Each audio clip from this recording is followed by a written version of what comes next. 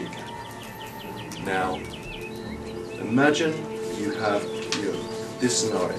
Josh here is a friend of mine, he comes round, and I say, "Hi Josh, you're round for a beer, are you?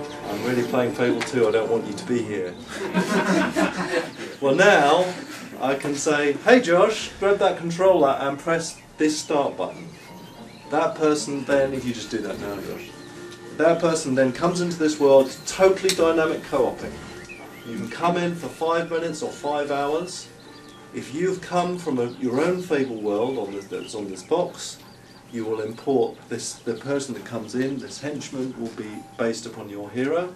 Fable 2 allows you to take stuff back into your own game, and that is a very, very cool feature.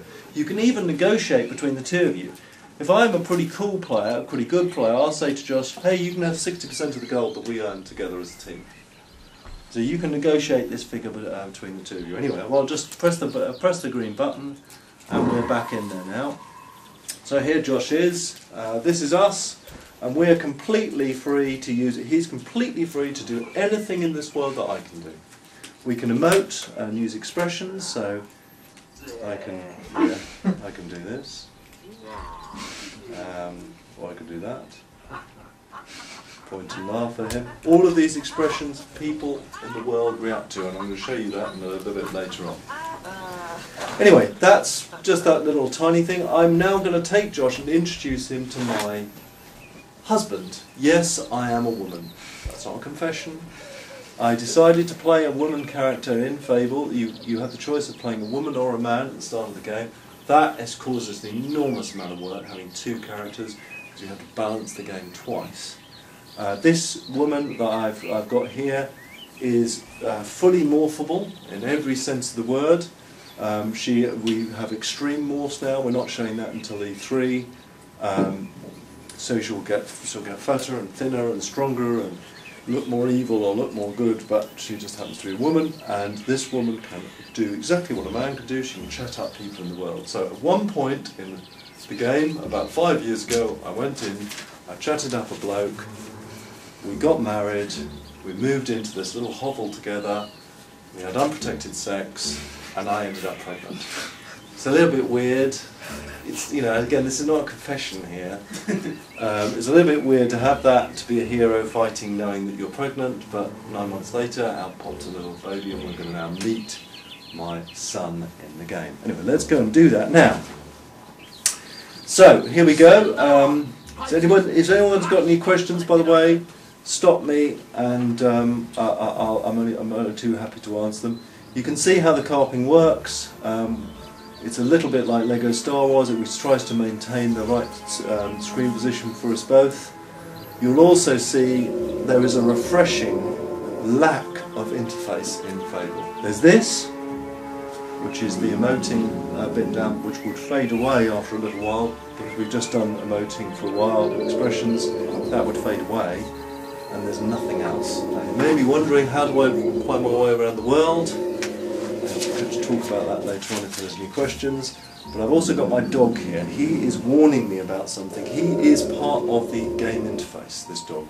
Not only is he the most amazing artificial intelligence thing in a game ever, but he's also part of the interface. He will show things that are different and wrong in the world. He will guide me to a certain extent of where to go. And he's warning me now that something's not right. I can completely ignore that. And this is all about what makes Fable 2 a great game.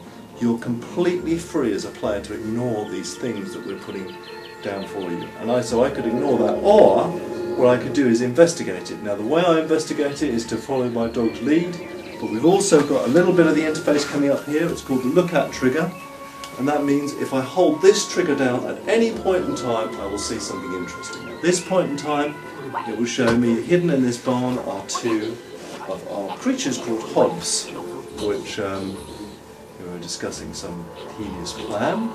We will go and kill them, just like what adventurers do. Josh, what combat do you want to use? I think we'll use the guns. You use the guns, yes. Okay, off we go. Who gets one hit in? I missed, damn it. Fast, yeah. So he's now going to, that little experience on the ground, that is what the currency that we get of levelling up. The more of that stuff you pick up, the more levels you'll go up. That stuff gets bigger, the smarter and better that you are at combat.